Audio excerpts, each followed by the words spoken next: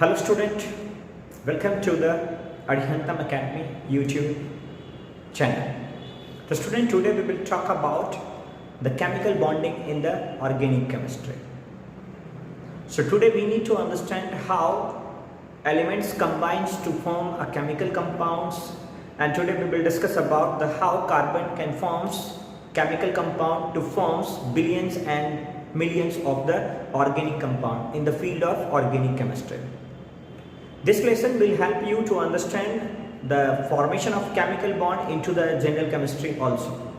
So this topic is very designed to understand how elements combines to produce molecules or compound. तो आज का जो lecture है वो बेसिकली डिजाइन किया हुआ है आपको केमिकल नेचर को समझने के लिए, केमिकल बॉन्डिंग को समझने के लिए कि why element combine. If you have seen in the nature, then you have seen there are two types of elements are exist. That one element is inert in nature and the one element is reactive in nature. So there are two categories of the elements. So element की दो category आपने पढ़ी होगी on the basis of reactive nature. तो element की दो category जो है आपके पास वो है क्या? The very first category is the reactive and the second category of the element is inert. In this inert gas, you have seen there are lots of elements are present in terms of helium, neon, argon, krypton, xenon and radon. You can remember this, you can memorize this thing as Hina, Nina or Karina, Xerox of Raveena. Right now, Hina, Nina or Karina, Xerox of Raveena. So this is a type of periodic element of the 18th group element that is inert in nature. Okay, now when we talk about the electronic configuration of these type of element, जब हम लोग इसके electronic configuration की बात करते हैं तो क्या होता है वो चीज समझने के अंदर हीलियम का एटॉमिक नंबर होता है 2, नियॉन का एटॉमिक नंबर होता है 10, नियॉन का एटॉमिक नंबर 10, आर्गन का एटॉमिक नंबर 18, क्रिप्टन का 36, xenon का 54 एंड रेडॉन का 86. तो इस तरीके से हम लोग 2, 8, 8, 18, 18 और 32 के कॉन्सेप्ट को आप समझ सकते हैं. यहाँ देखिए 2 के बाद 8 प्लस 2 10 हो गया, 10 plus 8 18, 18 plus 18 36, 36 plus 18 54, 54 plus 32 86. That means 2 8 8 18 18 32. इसके कॉन्सेप्ट पर आप एक एलिमेंट का अगर एटॉमिक नंबर याद रखते हैं तो दूसरे का एटॉमिक नंबर आप आसानी से कैलकुलेट कर सकते हैं. नाउ आफ्टर दिस आपको इसके इलेक्ट्रॉनिक कॉन्फ़िगरेशन को फोकस करना पड़ेगा. So what is the configuration that make them stable, ये चीज आपको समझना कंपलसरी है. तो when we talk about the electronic configuration of helium then we can say that it is 1s2 and electronic configuration for the neon it is 1s2 2s2 2p6. When we talk about the atomic electronic configuration of that argon, that will be 1s2 2s2 2p6 3s2 3p6. Now when we focus about the valence electron, तो इसके valence electron अगर आप देखते हैं, इनके valence electron देखते हैं, इनके वैलेंस इलेक्ट्रॉन देखते हैं. when we talk about the valence electron we can see the valence electrons of that helium is 2, neon is 8, argon में देखिए 2 plus 6 8. वैसे when we talk about the krypton you will get 4s2 4p6. When we get about the xenon, you will get 5s2 5p6, and when we talk about the radon, you will get 6s2 6p6. So in all these cases, the valence electron is 8. So on the basis of 2 and on the basis of 8, there are two different type of stable configuration. For 2 electron configuration, it is considered as duplet or duet. So for 2 electronic configuration, it is considered as duplet or octet, duplet or duet, duplet or duet. So duplet or duet, that is what? 2 electronic configuration, right now? Electronic configuration. And when we talk about the 8 electrons, चलो इसको मैं ऊपर ही लिख देता हूँ क्योंकि यहाँ पर रैंडमली शायद आपको दिख नहीं होगा. तो दैट मींस देखिए दो चीज आपको समझ में आ रहे हैं यहाँ पर. पहला चीज डुप्लेट और डुएट. तो डुप्लेट और डुएट क्या है? टू इलेक्ट्रॉन कॉन्सेप्ट, आप इसको सिंपली टर्म्स करें तो क्या लिख सकते हैं आप, two electron concept in the outermost, right? Two electron concept in the outermost. Remaining all these elements obey octet law. Octet law. Octet law, that is what? 8 electron concept. 8 electron concept. So on the basis of these duplet or octet, we can say that these type of elements are of the categories of inert because it has two different set of electronic configuration. Either it obey duplet configuration of electrons or either it obey octet electronic configuration of the concept. That means आपके पास nature में जितने भी element हैं अगर वो reactive हैं, then either they have less than electrons from duplet or less than electrons from the octet or more electrons from the octet. In that case, these elements are not stable, so it will be reactive in the nature. यानी कहने का मतलब reactive series को समझना है, मतलब reactive वाला जो एलिमेंट होता है उसमें क्या होता है, तो element with less than, element with less और मोर इलेक्ट्रॉन देन डुप्लेट और ऑक्टेट, यानी ऐसे एलिमेंट जिनमें या तो डुप्लेट से ज्यादा इलेक्ट्रॉन हो या कम इलेक्ट्रॉन हो, या ऑक्टेट से ज्यादा इलेक्ट्रॉन्स हो या कम इलेक्ट्रॉन्स हो, they are reactive in nature, वो नेचर में कैसे होंगे, रिएक्टिव होंगे। तो यानी कहने का मतलब जैसे देखो किसी भी एटम्स का हम एग्जांपल ले सकते हैं, let us say that when we talk about the hydrogen, hydrogen का एटॉमिक नंबर 1 होता है, it is 1s1।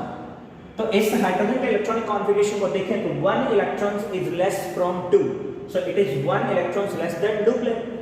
When we talk about the lithium 3, we have seen 1s2, 2s1. That means now it has one more electrons from the duplet. तो 2 electron से ज्यादा है, 2 electron से कम है। अगर 2 इलेक्ट्रॉन से कम है then less than duplet, 2 electron से ज्यादा है then more than duplet. In these two cases, the hydrogen and lithium are reactive in nature. तो यहाँ पर क्या है बेटा आपके लिए, यहाँ पर है less than duplet, less electron from duplet, और यहां पर क्या है आपके पास, more electron from duplet, right ना।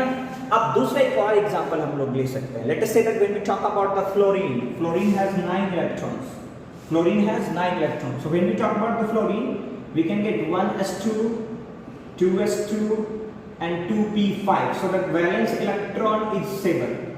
This valence electron is 7, that means less than octet. Less than octet. Octet मतलब 8 electron concept, right? And when we talk about the sodium as a variable, then we can say that 1s2, 2s2, 2p6, 3s1. That means on the basis of this 2, 8, 1. So that's one more electron from the octet. That means more electron from octet. More electrons from octet.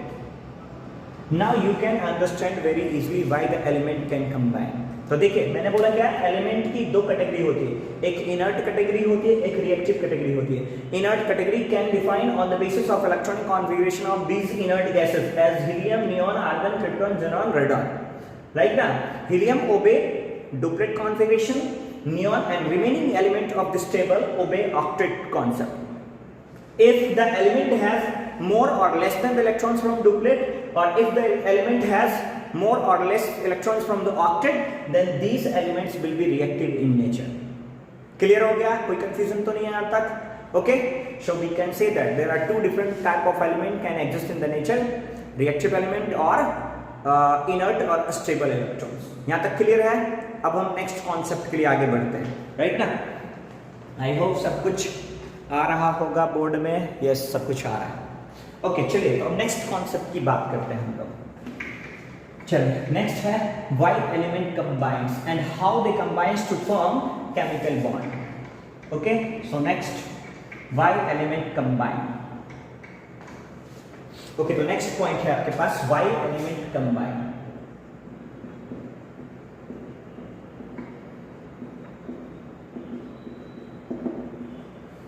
Okay तो सबसे बड़ी बातें क्या है यहाँ पर हमें समझना है। हमने बोला क्या, there are two different type of elements can exist in the nature, that one is reactive and other one is the inert और नोबल और स्टेबल। नाउ स्टेबल, इनर्ट और noble element possess 2 electrons and 8 electron concept. So if the element has less or more than 2 electron or less or more than 8 electron, then these type of element can participate in the chemical bonding. अच्छा, यहाँ तक clear हो गया होगा। अब चीज समझिए, that means to attain the stable electronic configuration या to obtain the stable electronic configuration the elements react.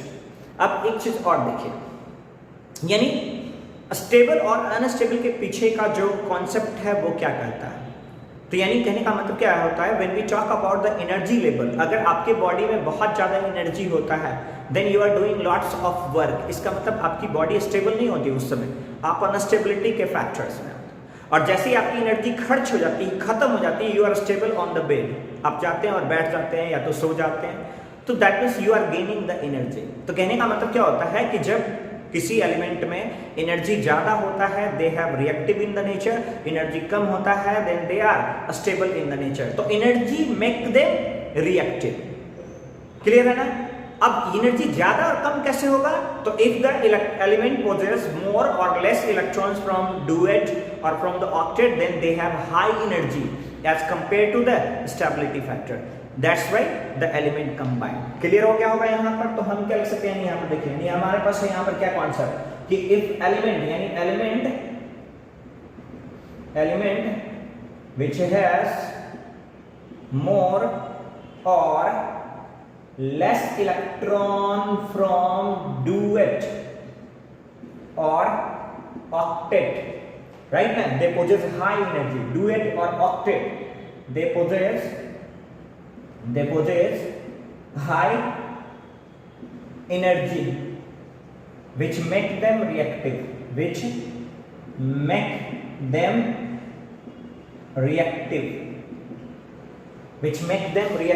to attain stable configuration,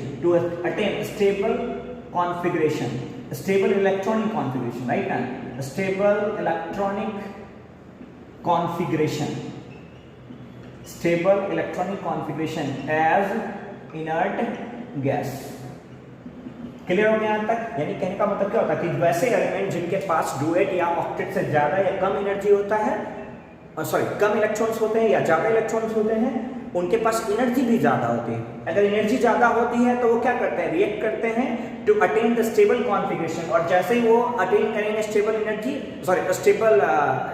electronic configuration, वो अपने एनर्जी का लॉस करते हैं और एनर्जी का लॉस करके वो एक स्टेबल कॉन्फ़िगरेशन का फॉर्मेशन करते हैं। तो यहाँ तक क्लियर है, दैट्स व्हाई एलिमेंट कंबाइंस। यानी यहाँ पर अगर सिर्फ बॉन्डिंग के कॉन्सेप्ट को इनिशियली समझना है तो इनिशियली समझने के लिए हमारे पास दो ही कॉन्सेप्ट है। इनिशियली समझने के लिए हमें दो ही चीज समझना है, या तो डुप्लेट समझना है या तो ऑक्टेट समझना है। क्लियर है ना, या तो डुप्लेट समझना है या तो ऑक्टेट समझना है। That will help you to understand the chemical bonding of the element. Clear हो गया होगा यहाँ तक। अब हम आगे बढ़ सकते हैं, राइट ना, अब हम आगे बढ़ सकते हैं। ओके चलिए नेक्स्ट पॉइंट क्या है अपना। तो नेक्स्ट देखिए आपके पास क्या पॉइंट है। नेक्स्ट है टाइप्स ऑफ केमिकल बॉन्ड। ठीक है, नेक्स्ट है अपने पास क्या, टाइप्स ऑफ बॉन्डिंग। कितने टाइप का बॉन्डिंग होता है यहाँ पर, राइट ना। तो नेक्स्ट टॉपिक है आपके पास types of bonding. Types of bonding कि बॉन्डिंग का क्या टाइप हो सकता है and how this type can be achieve. अब समझिए यहाँ पर। Okay, before that we can express the types of element also on the basis of electrons sharing or electrons concept, right now. अब देखिए, before the understanding the types of bonding we need to understand what type of elements are there. अब देखिए यहाँ पर elements जो reactive elements होते हैं, कौन से elements बेटा रे, reactive elements। तो जो reactive elements होते हैं वो 3 सीरीज में रखे जाने वाले एलिमेंट्स होते हैं। अब देखिए रिएक्टिव एलिमेंट्स में सबसे पहला चीज है हमारे पास कौन सा एलिमेंट, तो रिएक्टिव एलिमेंट में सबसे पहला एलिमेंट जो हम रखते हैं that is called electro positive element, right ना। कौन सा एलिमेंट है आपके पास, electro positive element. Okay, now how we can define this electro positive element. तो कहने का मतलब क्या होता है, the element which has tendency to lose electron and form cations, right ना। तो क्या लिख सकते हैं यहाँ पर देखिए, the element the element which has tendency to lose electrons to form cation is called electropositive ions. Is called electropositive element or electropositive ions, right ना? यानी कहने का मतलब क्या होता है, वैसे एलिमेंट जिनके पास इलेक्ट्रॉन्स को लूज करने की टेंडेंसी होती है और केटाइंस फॉर्म करने की टेंडेंसी होती है, वो नेचर में इलेक्ट्रोपॉजिटिव होते हैं। अब इलेक्ट्रोपॉजिटिव एलिमेंट पोजेस होने के लिए उनके पास आयोनाइजेशन एंथैल्पी कम होना चाहिए। अब आपको पता होना चाहिए व्हाट इज आयोनाइजेशन एंथैल्पी। तो हम कहते हैं जैसे मान लो क्या ये आपका पेन है और ये इसका कैप है, इस पेन से हम इस कैप को रिमूव करना चाहते हैं, तो अगर हम इस पेन से इस कैप को रिमूव करना चाहते हैं तो एक एनर्जी खर्च करना पड़ा। So the minimum energy required to remove this cap. अब आप ये ज्यूम कर लें कि ये आपका एटम है और ये उस एटम के इलेक्ट्रॉन्स हैं। अब क्या करना है, मुझे इस इलेक्ट्रॉन को इस एटम से रिमूव करना है, then we need to required some energy. तो हम कहते हैं क्या, या we need to apply some energy. तो हम कहते हैं क्या, जितनी एनर्जी हमारी इस इलेक्ट्रॉन को हटाने में खर्च हुई है, that energy is called ionization energy. अब एक बात बताइए, दो एलिमेंट है आपके पास, एक कम एनर्जी में इलेक्ट्रॉन्स का लॉस करा रहा है, एक ज्यादा एनर्जी में इलेक्ट्रॉन्स का लॉस करा रहा है। तो इलेक्ट्रॉन कौन जल्दी लॉस कराएगा, जिसके लिए कम एनर्जी चाहिए। तो हम कहते हैं क्या, जिसका आयनाइजेशन एनर्जी कम होगा, they are highly electropositive in nature. तो इसके लिए याद रखने वाली बातें क्या है, इसके लिए याद रखने वाली बातें क्या है, the element with low ionization potential और low ionization enthalpy possess high electropositive nature, right ना। So the element with low ionization enthalpy, so the element with low ionization enthalpy or energy, ionization energy, और इसी के लिए आप terms use कर सकते हैं, ionization potential, possess high positive characters, right ना, उनके पास पॉजिटिव कैरेक्टर्स ज्यादा होते हैं। अब इस इलेक्ट्रोपॉजिटिव एलिमेंट में आपके पास कौन सा आता है, तो you will get the metal. So metal, और मेटल में सबसे ज्यादा इलेक्ट्रोपॉजिटिव वाले कौन से हैं, दो हैं, alkali metal and alkaline metal, alkali metal and alkaline metals, right ना। तो अल्कली मेटल्स और alkaline metals, there are two different electropositive elements.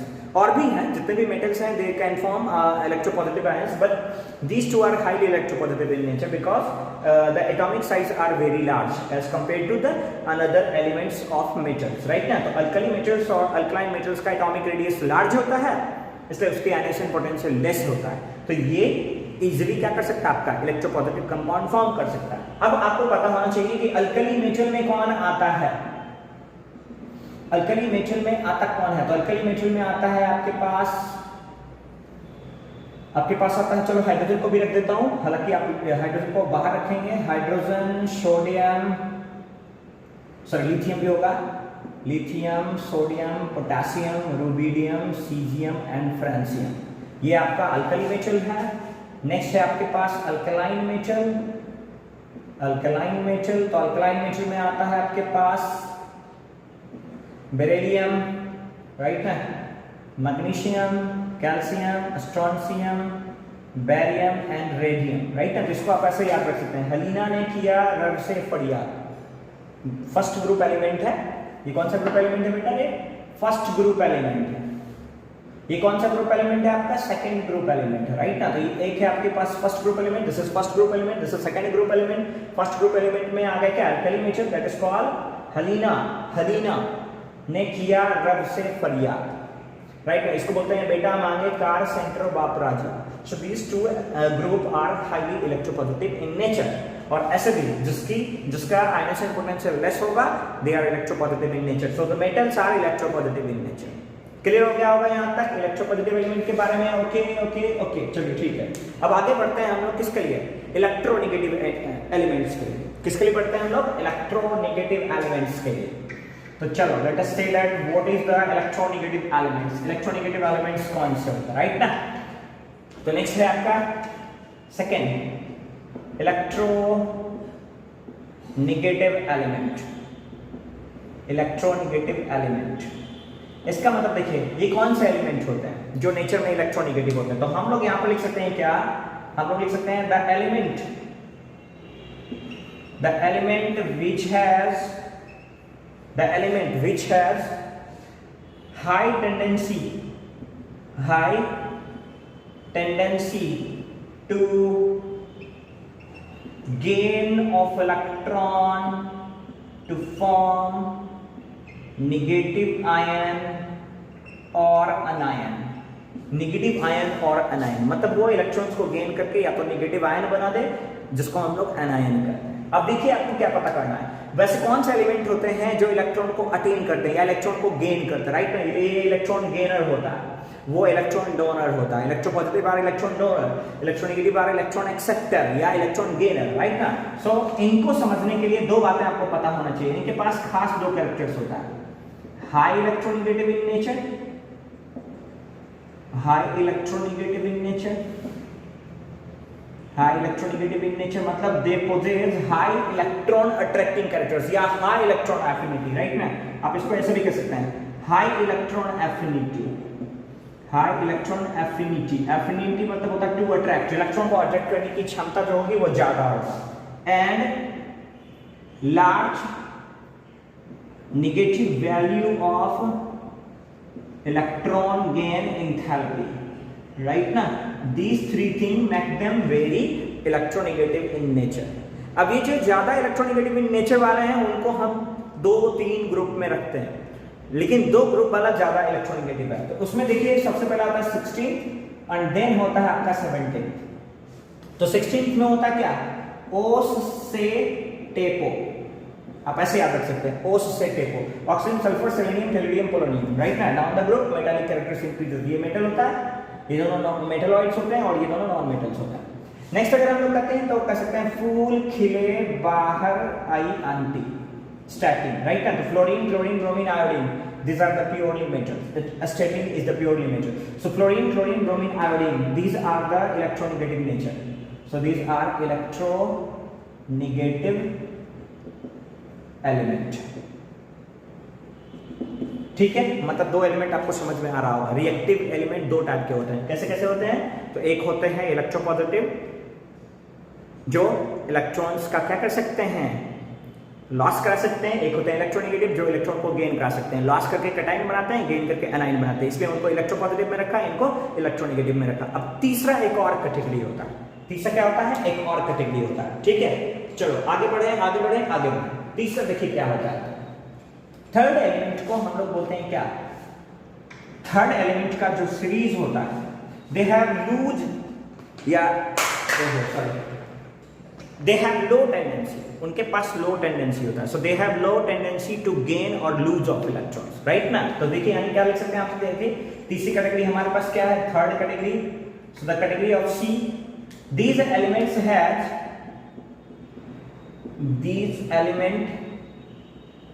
has low tendency, these element has low tendency to lose or gain of electrons। मतलब ऐसे element का series जिनके पास electron को lose और गेन करने की टेंडेंसी कम होता है।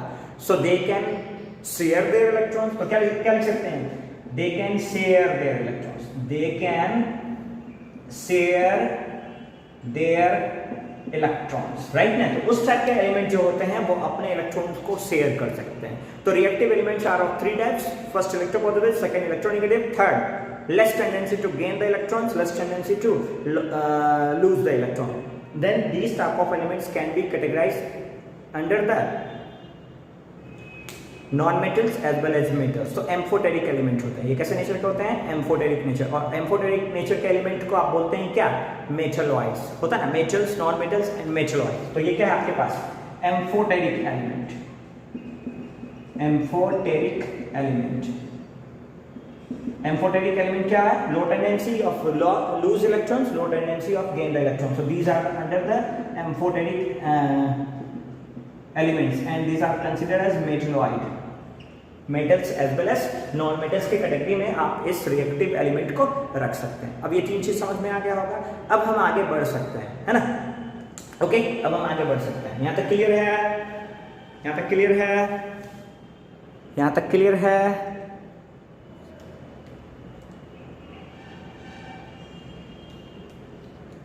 क्लियर है यहां तक?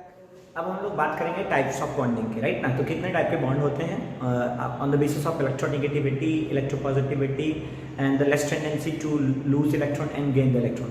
इन सारी बातों के बाद आपको समझना है कि कितने टाइप के केमिकल बॉन्ड हो सकते हैं, ठीक है। फिर हम लोग पूरा डिटेल में पढ़ेंगे। ऐसा भी नहीं होगा कि मतलब कहीं पर स्किप करके पढ़ना, राइट ना। आपको नॉलेज शुड बी प्रॉपर, यानी कि स्किप करके जल्दी जल्दी नहीं, उसको प्रॉपरली पढ़ना आपको। अब ध्यान देना कि आपको देखो यहाँ पर, सो टाइप्स ऑफ बॉन्डिंग में यहाँ पर कितने टाइप का बॉन्ड हो सकता है, उसकी पॉसिबिलिटी क्या क्या होगी।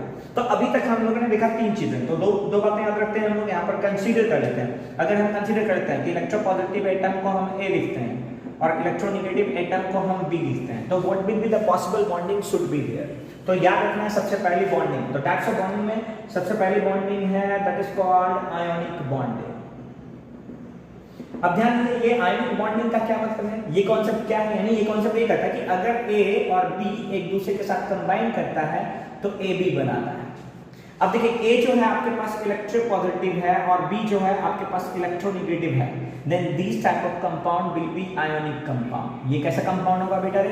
आयोनिक कंपाउंड होगा। Why it is so called as ionic? क्योंकि ये इलेक्ट्रॉन का लॉस करके पॉजिटिव चार्ज बनाएगा, ये इलेक्ट्रॉन का गेन करके नेगेटिव चार्ज बनाएगा। तो ये लॉस कर रहा है तो ए पर पॉजिटिव चार्ज, ये गेन कर रहा है तो बी पर नेगेटिव चार्ज। अब इसके पॉजिटिव इसके नेगेटिव एक दूसरे को इंटरेक्ट कर सकते हैं due to the electrostatic force of interaction. तो यहाँ पर पॉजिटिव चार्ज है, यहाँ पर नेगेटिव चार्ज है, इन दोनों चार्ज के बीच में एक फोर्स सेटअप हुआ and that is called electrostatic force. Electrostatic force and that is purely ionic in nature. So electrostatic force है और कैसा होगा? Purely ionic in nature, purely ionic in nature, क्योंकि यहाँ पर बॉन्ड का फॉर्मेशन हो रहा है due to loss gain of electron. ये इलेक्ट्रॉन को लॉस कर रहा है, ये इलेक्ट्रॉन का गेन कर रहा है। जैसे फॉर एग्जांपल हम लोग एक एग्जांपल यहाँ पर लिख सकते हैं। देखिए यहाँ पर लाइक जैसे सोडियम है, इसका एटॉमिक नंबर 11 होता है, हम लोग लिख सकते हैं इसको 281, एक इलेक्ट्रॉन एक्स्ट्रा है। अगर ये एक इलेक्ट्रॉन का लॉस कराता है तो सोडियम पर आया +1। अब देखिए क्लोरीन के पास 17 है, अगर 17 है तो यहाँ पर हम लोग लिख सकते हैं 287, इसके पास ऑक्टेट से एक कम इलेक्ट्रॉन है तो ये एक इलेक्ट्रॉन गेन करेगा और Cl पर क्या आएगा? Negative charge. इसका मतलब इस प्रोसेस में हो क्या रहा है ये चीज समझिए। इस प्रोसेस में ये हो रहा है कि अगर मैंने बोला कि सोडियम के पास इलेक्ट्रॉन 1 है और क्लोरीन के पास इलेक्ट्रॉन 7 है, तो 1 2 3 4 5 6 7, इसको भी 8 चाहिए, इसको 8 पहले वाला है, तो ये अपना एक इलेक्ट्रॉन ट्रांसफर करा देगा। तो यहाँ पर एग्जैक्टली वो क्या रहा है? ट्रांसफर ऑफ इलेक्ट्रॉन्स हो रहा है। तो during the formation of cations and formation of anions, generally electropositive element transfer their electrons to the electronegative element. तो ये अपने इलेक्ट्रॉन को ट्रांसफर कर रहे हैं और खुद पर पॉजिटिव चार्ज ला रहे हैं और दूसरे पर नेगेटिव चार्ज ला रहे हैं और इन दोनों के बीच में एक आयोनिक बॉन्ड का फॉर्मेशन होता है। तो हम यहाँ पर क्या लिख सकते हैं, यानी देखो यहाँ पर कि बॉन्ड फॉर्म ड्यू टू, यहां पर क्या लिख सकते हैं? Bond formed due to loss and gain of electrons, due to loss and gain of electrons between electropositive and electronegative element. That means यहां पर क्या हो रहा है? Bond form due to the transfer of electrons, right ना। तो यहां पर एग्जैक्टली क्या आ रहा है? Bond form due to transfer of electron. So these type of bonds are called ionic in nature. तो sodium chloride, sodium bromide, right ना, sodium sulphate, sodium iodide, calcium chloride, calcium sulfate, these type of bond formed between the metals and electronegative anions are purely ionic in nature. तो ये कैसा bond बना? Purely ionic bond बना। Clear है यहाँ तक? कोई कंफ्यूजन तो नहीं है ना? सो A plus B can forms ionic bond. Why A plus B can form ionic bond? Because A is electropositive in nature, B is electronegative in nature. So A, B can form ionic compounds. पहला चीज clear हो गया, चलिए ठीक है। अब second concept देखिए क्या रहता है। सेकंड चीज हम लोग समझते हैं, चलो इसको बिठाते हैं। सेकंड बॉन्डिंग क्या होता है ये चीज समझना कंपलसरी है। सेकंड टाइप का जो बॉन्डिंग है अपना वो क्या कहता है? तो सेकंड बॉन्डिंग ऐसा मान लीजिए आपके पास A और B तो रिएक्ट कर गया, अब दूसरा कॉन्सेप्ट क्या कहता है, देखिए यहाँ पर second concept, what happens when B plus B combines, that means the next bond that will get is called covalent bond. अब देखिए सेकेंड पॉइंट क्या कहता है यहाँ पर, कोवैलेंट बॉन्ड कैसे फॉर्म हो सकता है। तो ऐसा मान के चलिए आपके पास है B plus B and then we form B2, इसका मतलब यहाँ पर क्या है, these two elements are electronegative in nature, that means what, En plus En, no one element can lose electrons, both are ready to accept electrons, that means bond formed between electron acceptor, bond formed between electron acceptor, between electron acceptor, that means दो element जहां पर electron acceptance होना है, अगर वहां पर कोई bond form होता है, then this type of bond is called covalent bonding, because no one element are going to lose electron, both are ready to gain electrons, in that way these two elements can share their valence electron। इसलिए ये bond क्या करते हैं, ये element क्या करते हैं, अपने वैलेंस इलेक्ट्रॉन को शेयर कर देते हैं। तो क्या लिख सकते हैं यहाँ पर, देखिए नहीं यहाँ पर लिख सकते हैं क्या, the chemical bond form,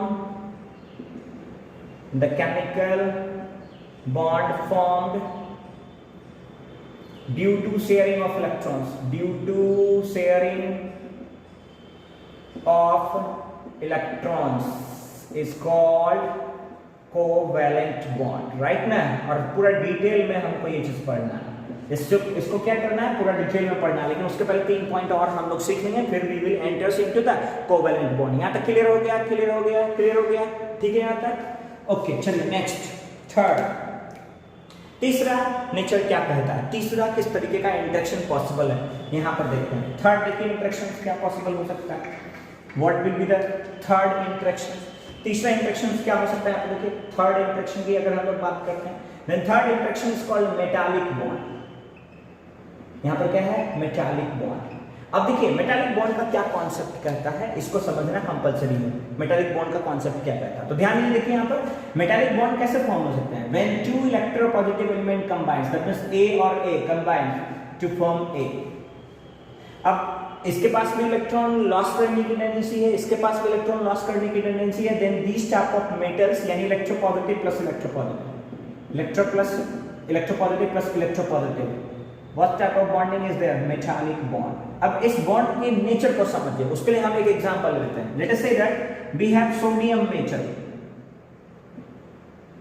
sodium metal, और we have sodium as crystal, sodium का मेटल है और सोडियम का क्रिस्टल है, उसको थोड़ा सा समझते हैं। देखो, तो when we talk about the sodium and crystal of the sodium, तो सोडियम का एटॉमिक नंबर होता है 11, आप इसके इलेक्ट्रॉनिक कॉन्फ़िगरेशन लिख सकते हैं 1s2 2s2 2p6 3s1, यानी इसके बैलेंस इलेक्ट्रॉन कितने हैं, 1 है, यानी sodium can have single electron, so this sodium treated with the single electrons as a nucleus. तो आप ऐसा करो कि सिंगल इलेक्ट्रॉन के साथ इस सोडियम को न्यूक्लियस ट्रीट कर लो, एक ही इलेक्ट्रॉन है इसके पास, तो सेंटर में पॉजिटिव है, बाहर इलेक्ट्रॉन्स है।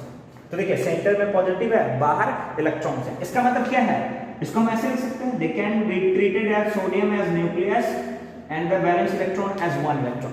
तो दो सेंटर बना दीजिए, एक सोडियम का और एक उसके वैलेंस इलेक्ट्रॉन का। तो हम लोग क्या कर सकते हैं, यहाँ पर देखिए कैसे सेंटर हम दो बना सकते हैं, यानी कि मान लो क्या, ये है आपके पास सोडियम एज न्यूक्लियस, ये है electron as valence electron, again sodium as nucleus then valence electrons, further sodium valence electron, sodium valence electron, further यहां पर देखिए sodium valence electron, further sodium and valence electron. इस तरीके से हमने लेयर बनाया। लेयर में दो चीज को देखो, देखो ये केटाइन है आपके पास, इस केटाइन के चारों तरफ देखिए electrons electrons electrons electrons, so the 4 electrons are approaching this sodium ion. अगर ये 4 इलेक्ट्रॉन सोडियम आयन को अप्रोच कर रहे हैं तो इन चारों को रेडियली जोड़ दीजिए, फिर इस इलेक्ट्रॉन को सेंटर बनाइए। जब इस इलेक्ट्रॉन को सेंटर बनाते हैं तो यहाँ पर है sodium sodium sodium sodium, 4 nucleus of the sodium is approaching together, then these two these two these two these two, a crystal is formed, a crystal is formed। अब इस क्रिस्टल के सेंटर को जब हमने बाहर निकाला था तो हमने क्या बोला कि सेंटर में एक न्यूक्लियस है और 4 इलेक्ट्रॉन्स हैं जो कोऑर्डिनेशन में, 4 इलेक्ट्रॉन्स हैं जो कोऑर्डिनेशन में, then these 4 valence electrons are called C of electron. इसी चारों वैलेंस इलेक्ट्रॉन्स को, तो क्या यहाँ पर वैलेंस इलेक्ट्रॉन है, so these valence electron are called sea of electron. So the valence electron in the crystal, valence electron in the crystal is treated as C of electrons. किसका है ये electron? treated as C of electron. तो C of electrons और nucleus of element के बीच जो bonding होता है that is called metallic bonding. ठीक है, तो हम लोग क्या लिख सकते हैं यहाँ पर देखिए, मेटालिक बॉन्ड को कैसे डिफाइन कर सकते हैं? Bond form due to between, bond form between, so bond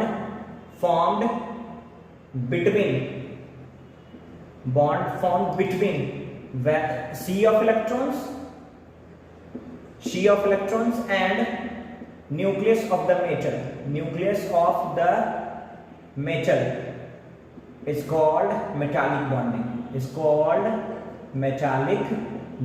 तो यहां तक समझ में आ रहा होगा बेटा, यहां तक समझ में आ रहा है ना सबको? क्लियर है ना सबको? कोई भी डाउट हो कमेंट बॉक्स में डाउट को भेजें, राइट ना? कोई भी डाउट हो कमेंट बॉक्स में भेजें. और अगर लाइव क्लास पढ़ना है आपको तो अरिहंतम एकेडमी का लाइव एप्लीकेशन डाउनलोड करें. कहां से? प्ले स्टोर से, राइट ना? या फिर डिस्क्रिप्शन में मैं इसका लिंक दे दूंगा. अगर आपको लाइव क्लास पढ़ना है तो आप डिस्क्रिप्शन से उस लिंक को डाउनलोड कर सकते हैं. यहाँ तक क्लियर है? आपको समझ में आता है तो लाइक करें, सब्सक्राइब करें और आगे अपने फ्रेंड को फॉरवर्ड करें, यानी इसको शेयर करें. जहां तक नॉलेज हो सकता है वहां तक पहुंचाएं. यहाँ तक क्लियर है ना? कोई कंफ्यूजन तो नहीं है ना? ओके, क्लियर है? चलो ओके, नेक्स्ट. तो नेक्स्ट पॉइंट है अपना, नेक्स्ट जो हमारा टॉपिक है दैट इज कॉल्ड, तो 3 टाइप ऑफ बॉन्डिंग आपको समझ में आ गया, ionic, covalent and metallic bonding. 2 type का इंटरेक्शन और आपको समझना है. ये 2 इंटरेक्शन क्या होता है उस पर ध्यान देते हैं. तो देखो 2 इंटरेक्शन और क्या होता है उस पर हम लोग ध्यान देते हैं. तो सबसे पहला जो इसके बाद का जो चौथा इंटरेक्शन है बॉन्डिंग का, so fourth interaction of the bond is called basically coordinate bonding. अब ध्यान देखिए यहाँ पर कोऑर्डिनेट बॉन्डिंग किस तरीके से फॉर्म होता है. ठीक है, कोऑर्डिनेट बॉन्डिंग किस तरीके से फॉर्म होता है? नेचर में 2 ऐसे मॉलिक्यूल्स होते हैं जिनमें एक में इलेक्ट्रॉन रिच होता है और एक में इलेक्ट्रॉन डेफिशिएंट होता है. ठीक है, तो जहां पर इलेक्ट्रॉन रिच होता है वहां पर इलेक्ट्रॉन्स की अधिकता है, जहां पर इलेक्ट्रॉन डेफिशिएंट होता है वहां पर इलेक्ट्रॉन की कमी है. तो दैट मींस देखिए यहाँ पर समझते हैं क्या, 2 मॉलिक्यूल्स हैं. एक मॉलिक्यूल्स हमारे पास क्या है? Electron rich. अब इलेक्ट्रॉन रिच वाले जो मॉलिक्यूल्स होते हैं क्या होते हैं? Possess lone pair of electron. तो क्या लिखना हम लोग यहाँ पर? Possess lone pair of electrons. तो आगे ये चीज भी पढ़ना है आपको. वैसे मॉलिक्यूल्स जिनमें lone pair of electrons present होता है they are considered as Lewis base. क्या बोलते हैं उनको? Lewis base. So electron rich are considered as Lewis base. Lewis base है. जैसे मैं एग्जांपल अभी यहां पर ले रहा हूं, आपके पास होता है ammonia gas. For example ammonia को हम लोग ऐसे लिखते हैं NH3 और इसके पास 1 लोन पेयर ऑफ इलेक्ट्रॉन्स होता है, that is called loan pair of electron. ये कैसे इलेक्ट्रॉन्स हैं इनके पास? लोन पेयर ऑफ इलेक्ट्रॉन्स हैं, इसलिए ये नेचर में कैसे हैं? इलेक्ट्रॉन रिच हैं. अब देखो ऑक्टेट में 8 इलेक्ट्रॉन्स होना चाहिए ना. तो देखो ध्यान देना, एक बॉन्ड में 2 इलेक्ट्रॉन्स इन्वॉल्व होते हैं. एक बॉन्ड में कितने इलेक्ट्रॉन्स इन्वॉल्व होते हैं बेटा? 2 इलेक्ट्रॉन्स. तो ध्यान देना यहाँ पर 1 2 3 4 5 6 7 8 इलेक्ट्रॉन्स हैं. 8 इलेक्ट्रॉन इसमें प्रेजेंट है. अब ध्यान देना दूसरा जो हमारे पास होता है that is called electron deficient. दूसरा क्या आपके पास? Electron deficient. अब जैसे मान लो इलेक्ट्रॉन डेफिशिएंट एलिमेंट की अगर बात करते हैं तो बोरॉन ट्राइफ्लोराइड. अब बोरॉन ट्राइफ्लोराइड है तो ध्यान दीजिएगा बोरॉन का एटॉमिक नंबर होता है आपका 5. हम लोग इलेक्ट्रॉनिक कॉन्फ़िगरेशन लिख सकते हैं 2 3, यानी वैलेंस इलेक्ट्रॉन कितना है? सिर्फ 3 है, मतलब 3 इलेक्ट्रॉन का शेयरिंग है. तो बोरॉन के पास 3 इलेक्ट्रॉन का शेयरिंग है. तो हम लोग लिख सकते हैं क्या? 1 2 3 4 5 6. तो यहां पर ध्यान दीजिए फ्लोरीन, यानी इस कंडीशंस में अगर हम लोग ध्यान देते हैं, अगर इस कंडीशंस में हम लोग ध्यान देते हैं तो हमें क्या समझना है? देखो आगे हम ये सब चीज डिस्कस करेंगे कि कहां से ये चीज आता है, ऐसे ये आना भी चाहिए आपको. अब देखो यहाँ पर क्या है, इसमें कुल मिलाकर के 6 इलेक्ट्रॉन्स हैं, इसमें 8 इलेक्ट्रॉन्स हैं. तो इलेक्ट्रॉन डेफिशिएंट हो गया, ये इलेक्ट्रॉन्स रिच हो गए. तो इलेक्ट्रॉन डेफिशिएंट कहने का मतलब क्या होता है? Less than octet. Electron is less than octet. तो क्या लिख सकते हैं यहाँ पर? देखिए electron is less than octet. अब ऐसे समझिए, इसमें अगर इलेक्ट्रॉन्स 8 से कम है, इसमें इलेक्ट्रॉन्स 8 से ज्यादा है. जहां पे 8 से ज्यादा या लोन पेयर प्रेजेंट है, they are considered as Lewis base. ये क्या कहलाते हैं? It will act as Lewis acid, Lewis acid. अब इस कंडीशंस में अगर एक लुईस बेस एक लुईस एसिड से रिएक्ट करता है तो अपना लोन पेयर डोनेट कर देता है। तो क्या लिख सकते हैं यहाँ पर? बॉन्ड अगर बनाना हो तो हम लोग लिख सकते हैं क्या? यानी बोरॉन ट्राइफ्लोराइड के पास इलेक्ट्रॉन की कमी है और NH3 के पास इलेक्ट्रॉन की अधिकता है, then in that case this NH3 can donate their lone pair of electrons to BF3, so the bond formed due to this is called coordinate bonding। इसी तरीके के बॉन्डिंग को हम लोग क्या कहते हैं? कोऑर्डिनेट बॉन्डिंग कहते हैं। तो ये आपका फोर्थ टाइप ऑफ इंटरेक्शंस होता है, and they are always seen between the electron rich and electron deficient molecule. So it can form between the Lewis base and Lewis acid. जहां पर लोन पेयर ज्यादा है, मतलब जहां पर लोन पेयर प्रेजेंट है मॉलिक्यूल्स में, वो लुईस बेस होता है। जहां पर लोन पेयर एब्सेंट है, 8 इलेक्ट्रॉन से कम है मॉलिक्यूल्स में, they act as Lewis acid. So bond form between Lewis base and Lewis acid is called coordinate bonding. तो कोऑर्डिनेट बॉन्डिंग का कॉन्सेप्ट यहां से आ गया। तो कोऑर्डिनेट बॉन्डिंग के लिए क्या लिख सकते हैं? यहां पे देखिए, बॉन्ड फॉर्म बिटवीन, तो क्या लिख सकते हैं हम लोग बेटा यहां पर?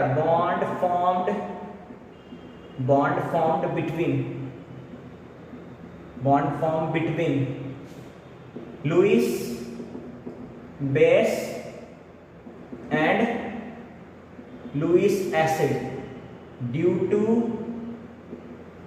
to sharing of lone pair of electrons, due to sharing of lone pair of electrons is called coordinate bonding। इसी टाइप के बॉन्ड को हम लोग कोऑर्डिनेट बॉन्डिंग कहते हैं। और कोऑर्डिनेट बॉन्डिंग का कॉन्सेप्ट हमें कोऑर्डिनेशन कंपाउंड में पूरे अच्छे से समझना है। क्लियर है? यहाँ तक कोई कंफ्यूजन नहीं है? एकदम आराम से समझ में आ रहा होगा आपको। तो 4 टाइप का बॉन्ड अभी तक समझ में आ गया होगा। पहला, ionic in nature, they can form between the metal and non-metals, electropositive and electronegative. Second, covalent can form between the sharing of elements as non-metals. Third, आपने पढ़ा होगा coordinate bond, that the bond can form between the Lewis acid and Lewis base. Here, the Lewis base can share both of electrons to the Lewis acid. So the sharing of lone pair of electrons is coordinate bonding. पांचवा है हमारे पास, that is called hydrogen bonding. पांचवा क्या है आपके पास? Hydrogen bonding. यहां तक क्लियर है? यहां तक क्लियर है? यहां तक क्लियर है? यहां तक क्लियर है? चलो अब पांचवा बॉन्ड देखते हैं हम लोग। पांचवा बॉन्ड को समझते हैं यहाँ पर कि पांचवा जो बॉन्ड है अपना वो किस तरीके का फॉर्म होता है। तो पांचवा जो बॉन्ड होता है that is called hydrogen bonding. उसको हम लोग क्या बोलते हैं? Hydrogen bonding. तो देखिए पांचवा इंटरेक्शन है आपका हाइड्रोजन बॉन्डिंग का। तो पांचवा है आपके पास hydrogen bonding. So it is called hydrogen bonding। अब ध्यान दीजिए, देखिए हाइड्रोजन बॉन्डिंग क्या होता है, ठीक है? What is a type of hydrogen bonding? हम हाइड्रोजन बॉन्ड कैसे बना सकते हैं? It is a type of interaction force. अब देखिए पहले मैं डेफिनेशन लिखता हूं, फिर हम लोग इसको एक्सप्रेस करेंगे। तो दैट मीन्स हाइड्रोजन बॉन्डिंग कहने का मतलब क्या होता है? तो हाइड्रोजन बॉन्ड कहने का मतलब हम इसको ऐसे कह सकते हैं, इंटरेक्शन फोर्स या interaction bond set up between hydrogen and high electronegative element, right ना? high electronegative element। तो क्या लिखा मैंने यहाँ पर? interaction bond set up between hydrogen and high electronegative element such as fluorine, oxygen and nitrogen is called hydrogen bond। मतलब 3 element, वैसे molecule जिनमें 3 एलिमेंट हो, फ्लोरीन, ऑक्सीजन एंड नाइट्रोजन, और एक ऐसा एलिमेंट जिसमें हाइड्रोजन हो। यहां पर अगर ऐसा सिचुएशन प्रेजेंट है, then this type of element can form hydrogen bond, right ना? एग्जांपल जैसे मैं यहां पर दे रहा हूं। सबसे पहला example, when we talk about the acetone with chloroform, right ना? तो 2 मॉलिक्यूल्स मैं यहाँ पर आपको बना के दे रहा हूँ पहले, एसीटोन एंड क्लोरोफॉर्म। एसीटोन आपने 10th क्लास में पढ़ा होगा। एसीटोन का formula CH3 C double bond OCH3 होता है। क्लोरोफॉर्म होता है CHF3, 3 फ्लोरीन, सॉरी क्लोरोफॉर्म है ना, तो क्लोरोफॉर्म में क्लोरीन होगा CHCl3। यहाँ पर 3 क्लोरीन है, अगर फ्लोरोफॉर्म होता तो फ्लोरीन होता बेटा, ब्रोमोफॉर्म होगा तो ब्रोमीन होगा, आयोडोफॉर्म होगा तो आयोडीन होगा। मैंने यहाँ पर क्लोरोफॉर्म लिखा है तो क्लोरोफॉर्म है तो क्लोरीन होगा, तो 3 क्लोरीन है। अब समझिए यहाँ पर अगर बात करते हैं यहाँ पर तो कार्बन ऑक्सीजन डबल बॉन्ड है और कार्बन कार्बन सिंगल बॉन्ड है, इस तरीके से ये बॉन्ड होता है। ऑक्सीजन कार्बन से ज्यादा इलेक्ट्रोनेगेटिव है, इलेक्ट्रोनेगेटिविटी के कारण इस पर नेगेटिव चार्ज है, इस पर पॉजिटिव चार्ज है। क्लोरोफॉर्म को बनाता हूं तो यहाँ पर ध्यान दिए, क्लोरोफॉर्म में इधर हाइड्रोजन है, यहाँ पर कार्बन है, यहाँ पर क्लोरीन है, क्लोरीन है, क्लोरीन है। अब हमने बोला क्या, क्लोरीन कार्बन से ज्यादा इलेक्ट्रोनेगेटिव है, तो जो ज्यादा इलेक्ट्रोनेगेटिव होता है वो इलेक्ट्रॉन को खींचता है। इसने कार्बन से खींचे, कार्बन ने हाइड्रोजन से खींच लिए, इसने कार्बन से खींचे, कार्बन ने हाइड्रोजन से खींच लिए, क्लोरीन ने कार्बन से खींचे, कार्बन ने हाइड्रोजन से खींच लिए। 3 बार इलेक्ट्रॉन्स खींचा गया, इसका मतलब इस पर पॉजिटिव चार्ज का काउंटिंग ज्यादा है, पॉजिटिव चार्ज का मैग्नीट्यूड ज्यादा है।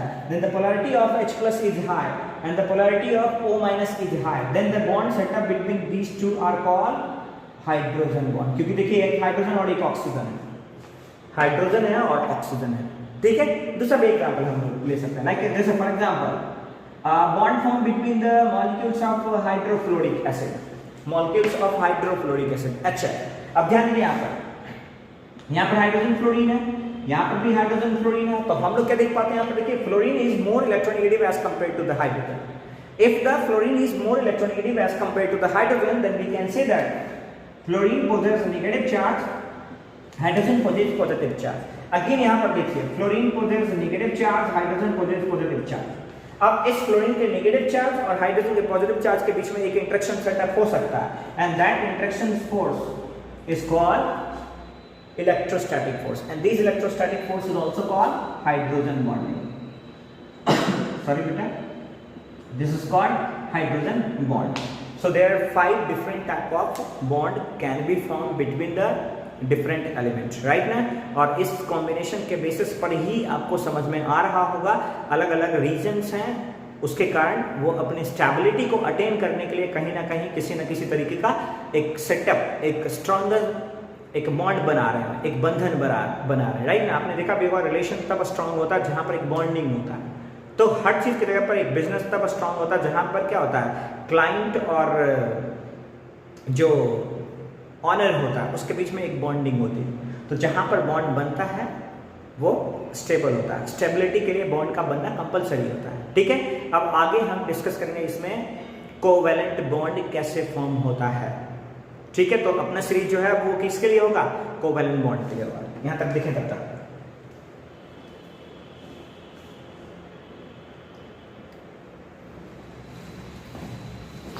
ओके। तो बच्चों अभी तक आपने पढ़ा कि केमिकल जो होते हैं वो एलिमेंट्स कंबाइन करते हैं to attain the stable electronic configuration. मतलब जितने भी एलिमेंट हैं अगर उनका इलेक्ट्रॉनिक कॉन्फ़िगरेशन स्टेबल नहीं है then they react to produce a stable electronic configuration. और उसी कॉन्सेप्ट को समझते हुए अभी तक हम लोगों ने आगे बढ़ा था। अब आगे हमें समझना है हाउ एलिमेंट्स कंबाइन, और before combining what kind of changes can be scene, what kind of force can be scene, right ना। तो सबसे पहले हमें समझना है कि जब एलिमेंट कंबाइन करते हैं तो हमने यहाँ पर 5 तरीके का सेटअप देखा बॉन्ड के लिए। पहला देखा आयोनिक हो सकता है, when the metals and non metals react together then this type of bond can be form due to the loss and gain of electrons. तो केटाइन्स और एनाइन के बीच में वहाँ पर एक इलेक्ट्रोस्टैटिक फोर्स बनता है और आयोनिक बॉन्ड का फॉर्मेशन होता है। सेकेंड हमने पढ़ा covalent bond if the electrons can be shared. Third पढ़ा हमने that is coordinate bond when that one molecule is Lewis base in the nature and another one molecule is Lewis acid in the nature, then these two can combine to form coordinate bonding. Fourth पढ़ा when metals are combined together then that metallic bond can be formed between the sea of electrons and nucleus of that metals, right now then this is called metallic bonding. And after that I have discussed about the hydrogen bonding where we have seen that these type of interaction force can set up between hydrogen and the 3 most high electronegative element in the nature as known fluorine, oxygen and nitrogen, ठीक है। except these 3 elements hydrogen cannot form hydrogen bond with another one any element known till known, जितना हमें पता है। अब हमें समझना है how atoms combine and how covalent bond can be formed, right now. So now we need to understand how 2 atoms of hydrogen can combine to form a chemical bond. And what type of changes can be seen when the two atoms are approaches together? तो यहाँ पर हमें समझना है क्या covalent bond between the two atoms of hydrogen, उसकी यही basic idea है और यहीं से हम आगे कंटिन्यू करेंगे कि how covalent can be form, right ना। तो हम लोग देखें यहाँ पर क्या है covalent bond between two hydrogen atom. So covalent bond between two hydrogen atom, between two hydrogen atom. Okay, now simply if we talk about the covalent bond, तो आपको simple पता होगा the bond formed due to sharing of electrons. So bond formed due to sharing of electrons, due to sharing of electrons. तो जहां पर bond का formation electrons के sharing पर होता है उस टाइप के बॉन्ड को हम लोग कोवेलेंट बॉन्ड कहते हैं। Now what happens when two atoms are approaches together? अगर दो एटम्स एक दूसरे को अप्रोच करता है तो क्या होता है वो चीज समझिए। तो दैट मींस देखिए उसको समझने के लिए अगर हमने ऐसा कुछ एज्यूम कर लिया, one hydrogen atom reacts with another one hydrogen atom, then H2 can be formed. What will be the possibilities of combination? क्या पॉसिबिलिटीज है कॉम्बिनेशन का? What will be the approach of the combination? Approach क्या होगा combination का, ये चीज समझना आवश्यक है आपको। ध्यान दे देखिए अगर हम हाइड्रोजन लिखते हैं तो हाइड्रोजन का एटॉमिक नंबर 1 होता है। So with respect to that we can write electronic configuration 1s1 for another hydrogen atom this is also 1s1। इसका मतलब क्या है, एक हाइड्रोजन एटम का ऑर्बिटल्स दूसरे हाइड्रोजन एटम के ऑर्बिटल्स में एक एक इलेक्ट्रॉन्स है और दोनों इसी एक एक इलेक्ट्रॉन्स का शेयरिंग कर सकता है। But according to the atomic theory of element, we can say that atoms has two parts, nucleus and orbit. In the orbit, there are valence electrons are present. तो हाइड्रोजन के atomic theory को पहले हम assume करते हैं। तो यहाँ पर क्या है, दो पार्ट हैं।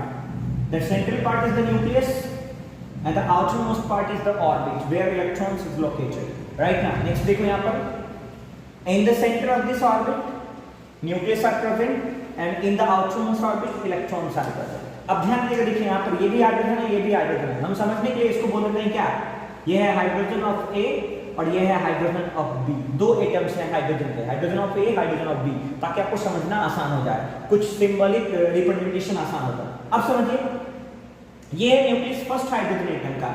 तो मैंने बोला this is the nucleus of atom A, जहां पर कौन सा चार्ज है, positive charge. This is the electron of A, जहां पर नेगेटिव चार्ज है। ये एटम बी है आपका, this is the nucleus of atom B, this is the nucleus of atom B and this is the electron of atom B. So according to the nature of bonding, when these two atoms try to approach together for the formation of chemical bond, यानी ये दोनों atoms जब chemical bond बनाने के लिए एक दूसरे atom को अप्रोच कर रहे हैं तो दो टाइप का फेनोमेना हो सकता है। इन दोनों फेनोमेना पर ध्यान देना आपको। सबसे पहला फेनोमेना क्या हो सकता है वो चीज समझिए। देखिए कॉन्सेप्ट क्या कहता है, जब इन दोनों एटम्स को एक दूसरे से क्लोज ब्रिंग किया जाए, क्लोज लाया जाए, तो यहाँ पर भी इलेक्ट्रॉन है नेगेटिव चार्ज, यहाँ पर इलेक्ट्रॉन्स है नेगेटिव चार्ज, यहाँ पर प्रोटॉन्स है, न्यूक्लियस है पॉजिटिव चार्ज, यहाँ पर न्यूक्लियस है positive charge. So these to positive nucleus experience a repulsive force, these two negative electron experience a repulsive force. यानी यहाँ पर क्या हो रहा है, एक फोर्स काम कर रहा है, यहां पर भी क्या हो रहा है, एक फोर्स काम कर रहा है। So that force, repulsive force experience between electron of A to the electron of B. ठीक है, नाउ नेक्स्ट क्या हो रहा होगा ये चीज समझिए। These two nucleus also repel to each other, यानी ये दोनों न्यूक्लियस भी एक दूसरे को रिपेल कर रहा है। So that nucleus of A repelled by nucleus of B and nucleus of B is repelled by nucleus of A. इसका मतलब क्या होता है, when the two atoms approaches together for the formation of chemical bond, then repulsive force can be experienced. पहला चीज clear हो गया, यानी जब भी दो एटम केमिकल बॉन्ड के लिए अप्रोच करेगा तो पहला फोर्स कौन सा इनिशिएट होगा, रिपल्सन का। और रिपल्सन कहां-कहां लिखा जा रहा है, repulsion between atoms of A, electrons of A to the electrons of B, nucleus of A to the nucleus of B. तो पहला चीज क्या होगा वो चीज देखिए यहाँ पर। तो हम लोग क्या लिख सकते हैं, when two atoms approaches, यहाँ पर मैं लिखा हूं बेटा, ठीक है, जो हो रहा है वो फेनोमेना लिखा हुआ है यहाँ पर। When two atoms approaches, when two atoms approaches, then पहला चीज हम लोग क्या देख पाते हैं, रिपल्सन और repulsive force can be experience. तो यहाँ पर क्या देखा गया, repulsive force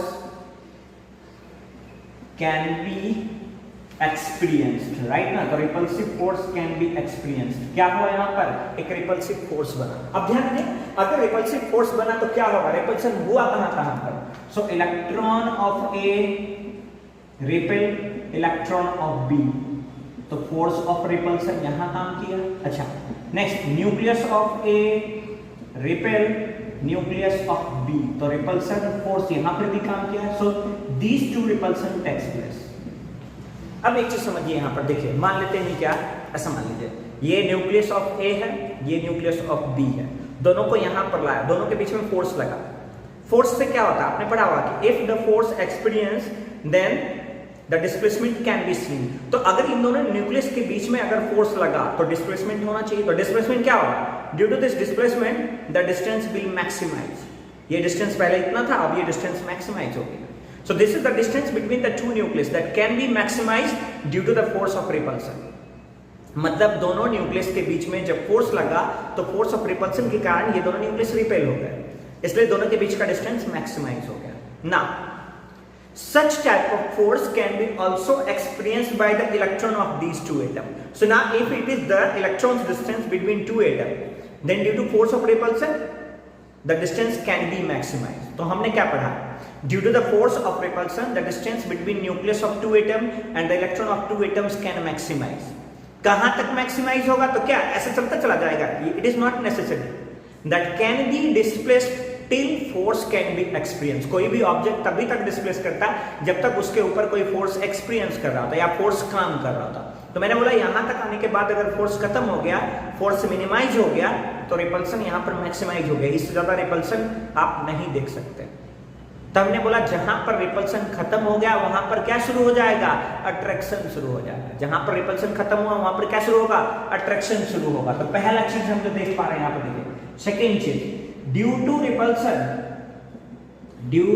repulsion between electron of A to electron of B and nucleus of A to nucleus of B, repulsive force minimize, distance maximize, right ना। तो due to repulsion between electron of A to electron B and the nucleus of A to the nucleus of B, distance is maximized,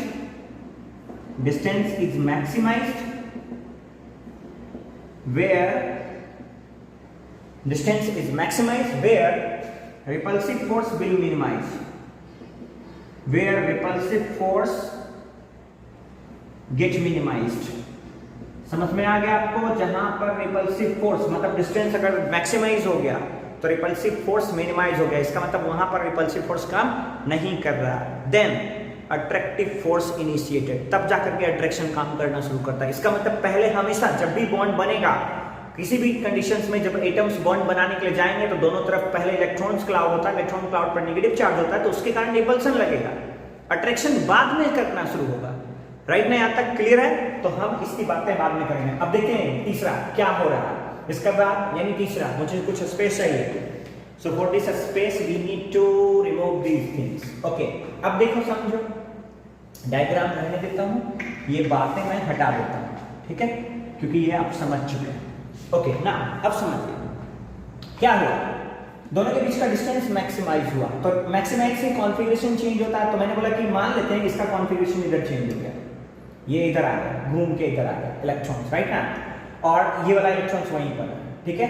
जब ये घूम के आया इधर तो configuration में कुछ चेंजेस आया। मैंने बोला कुछ मान लो ऐसा कुछ हुआ, ये न्यूक्लियस है, इधर इलेक्ट्रॉन्स, राइट ना, और मान लेते हैं ये न्यूक्लियस है और इधर इलेक्ट्रॉन्स है। This is the electrons of A, this is the nucleus of A, positive charge, this is the electron of B and this is the nucleus of atom B. तो दो चीजें हैं, न्यूक्लियस पर positive charge, electron पर negative charge. In that case attractive force can generated. तो यहां पर क्या होगा, इन दोनों के बीच में एक अट्रैक्टिव फोर्स काम करेगा। So positive will try to attract the electrons now, so the nucleus of B try to attract the electrons of A and the nucleus of A try to approach with the electrons of B, so it try to approach electrons of B। तो यहाँ पर attractive force काम किया। कौन सा force काम किया, attractive force between the nucleus of A to the electrons of B and nucleus of B to the electrons of A. तो क्या लिख सकते हैं यहाँ पर, देखिए C point where distance maximizes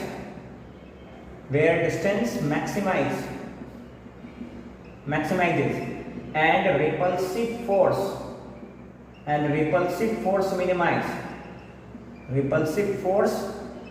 minimizes, attractive force can lead the formation of chemical bond, right ना. तो attractive force can lead the formation of chemical bond, तो इस तरीके से यहाँ पर chemical bond का formation होता है, राइट ना. तो formation of chemical bond, अब समझिए देखिए यहाँ पर जब formation हुआ तो क्या बना, यानी किस तरीके का force काम किया यहाँ पर. तो हमने बोला क्या है, nucleus of A attract electrons of B, right ना, and the electrons of A attract the nucleus of B. So these type of interaction force can be set up. तो यहाँ पर क्या हो गया, attraction force. कौन सा force बेटा है, attraction force. और इसी attraction force से दोनों bond या दो atoms क्या होते हैं, एक दूसरे के साथ रहते हैं. तो bond कहने का मतलब क्या होता है, bond कहने का मतलब होता है a force set up between two or more atoms which held together. जो एक दूसरे को बांध के रखने वाला फोर्स होता है उसी को हम लोग क्या कहते हैं, बॉन्ड कहते हैं. उसी को क्या कहते हैं हम लोग, बॉन्ड कहते हैं. तो बॉन्ड को हम डिफाइन कर सकते हैं, क्या डिफाइन कर सकते हैं बॉन्ड को, यानी यहाँ पर कि when two atoms approach together, right ना. तो क्या लिख सकते हैं, बॉन्ड क्या होता है, बॉन्ड को क्या लिख सकते हैं, यानी हम लोग लिख सकते हैं क्या, द अट्रैक्टिव फोर्स, क्योंकि रिपल्सिव फोर्स से तो होल्डिंग नहीं हुआ ना, उससे तो मैक्सिमाइजेशन हुआ. तो क्या लिख सकते हैं, the attractive force experienced between two or more elements,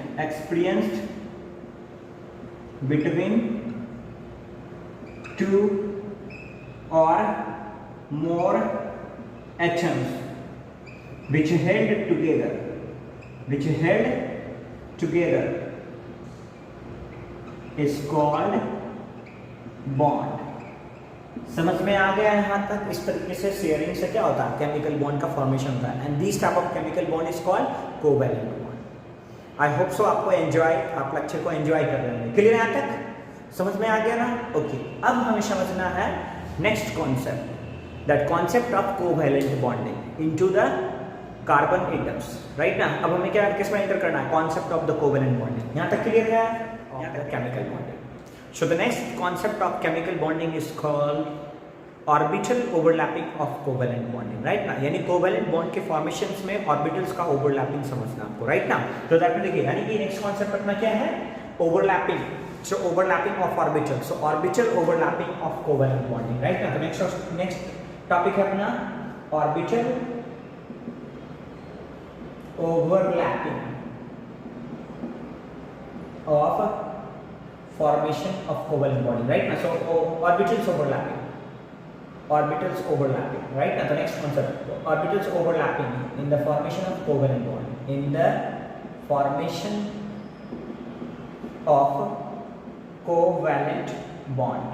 right now. तो सबसे पहले चीज तो आज हम ये समझेंगे कि what is the orbital. Orbital होता क्या है, what is the orbitals, right now. Okay, so again we are talking about the atomic theory. ठीक है. तो एटॉमिक थ्योरी में आपने ये पढ़ा था, चाहे रदरफोर्ड का थ्योरी हो, चाहे आपका नील्स बोर का थ्योरी हो, आपने उसमें ये पढ़ा हुआ कि एटम्स के दो पार्ट होते हैं, सेंटर में न्यूक्लियस होता है और आउटरमोस्ट में ऑर्बिट होता है जिसमें इलेक्ट्रॉन्स मूव करता है, राइट ना. Electrons can spin in the orbit, right ना. So electrons can revolve in the orbit but spin into the orbital, right ना. स्पिन कहाँ पर करता है, ऑर्बिटल के अंदर करता है. तो हम कहते हैं क्या कि प्रोबेबली अगर इलेक्ट्रॉन्स मान लो ऐसे से घूम रहा है, राइट ना, इलेक्ट्रॉन्स ऐसे से घूम रहा है या इलेक्ट्रॉन्स ऐसे से चक्कर लगा रहा था अगर ऑर्बिट में, तो पर्टिकुलर टाइम ऑफ इंस्टेंट पर, जैसे मान लो कि ऐसे घूमता हुआ, इस इंस्टेंट पर हमने इलेक्ट्रॉन्स को फाइंड आउट कर लिया. तो जहां पर एटम्स के अंदर आप इलेक्ट्रॉन्स को फाइंड आउट करते हैं, उस प्रोबेबल प्लेस को हम लोग ऑर्बिटल कहते हैं, and that place is the 3D place. तो हम लोग कहते हैं क्या कि एटम्स के ऑर्बिट में वो 3D प्लेस जहां पर you have maximum finding of electrons, जहां पर प्रोबेबिलिटी है कि आप इलेक्ट्रॉन्स फाइंड आउट कर सकते हैं, उसी 3D स्पेस को हम लोग क्या बोलते हैं, ऑर्बिटल बोलते हैं. यानी कि समझ में आपको सबसे पहले ऑर्बिटल क्या होता है, राइट ना.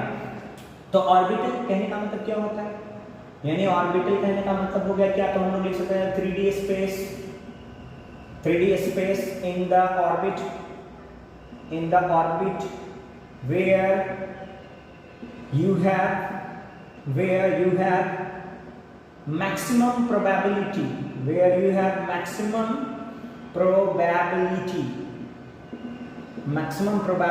of finding an electron is called orbital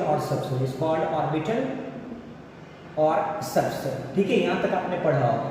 okay, now इस ऑर्बिटल को हम लोग generally there are 4 different type of orbitals, और भी हो सकते हैं बट 4 हमें ज्यादातर पढ़ना होता है, SPDF, राइट ना। So there are 4 different type of orbitals. Orbital कितने टाइप के होते हैं? 4 टाइप्स ऑफ ऑर्बिटल। अच्छा, इस 4 टाइप, क्योंकि if you are preparing for the NEET examination then it is very simple things that you must be know that orbitals 4 type के होते हैं, SPDF, राइट ना। तो S ऑर्बिटल शेप कैसा होता है? स्फेरिकल। कैसे शेप होता है बेटा? स्फेरिकल होता है, ठीक है। नेक्स्ट हम बोलते हैं P सबसेल, कैसा शेप होता है? डम्बेल होता है, तो P के लिए डम्बेल होता है, ठीक है। नेक्स्ट हम लोग बात करते हैं D सबसेल, तो D के लिए क्या होता है? D सबसेल डबल डम्बेल, यानी एक D का जो स्ट्रक्चर होता है ऐसा होता है, डबल डम्बेल, राइट ना। And when we talk about the F subshell, तो F सबसेल के लिए आपको पता होना चाहिए F सबसेल फ्यूज होता है, ट्रिपल डम्बेल होता है, तो फ्यूज होता है, राइट ना। सो F सबसेल तो कैसा होता है? Triple dumbbell. अब ट्रिपल डम्बेल है यानी फ्यूज स्ट्रक्चर होगा कि एक मान के चलिए y कोऑर्डिनेट में है, तो एक x कोऑर्डिनेट में है, तो तीसरा जो होगा अपना z में होगा। सो ये it is a type of fuse dumbbell. क्या बोलते हैं इसको? फ्यूज डम्बेल बोलते हैं। तो यानी कंडीशंस के हिसाब से SPDF, यहां तक हम लोगों को समझना है कि these are the orbital. But हमें क्या समझना है यहाँ पर? चीज देखिए, we are going to talk about the carbon compounds. अगर कार्बन की बात करते हैं तो कार्बन देखिए, कार्बन का एटॉमिक नंबर होता है 6, we can write electronic configuration है 1s2 2s2 एंड 2p2, क्योंकि 6 इलेक्ट्रॉन्स है।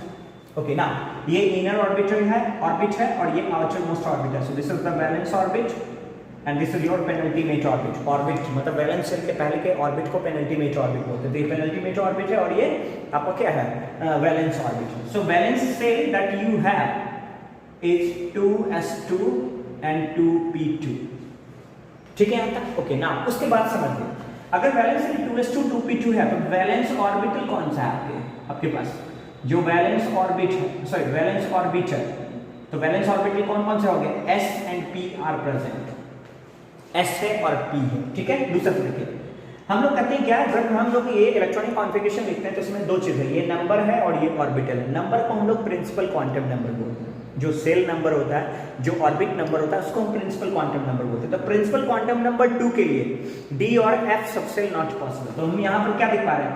Valence orbit S and P, yes. Valence shell या valence orbital D and F is absent. तो यानी कि जो ऑर्बिटल ओवरलैपिंग हम यहाँ पर पढ़ेंगे, वो सिर्फ 2 के केस में, S के केस में और P के केस में, because carbon does not have D and F subshell. If carbon does not have D and F subshell then carbon can not form the bond due to D and F। Clear यहाँ तक? तो वो क्या form कर सकता है?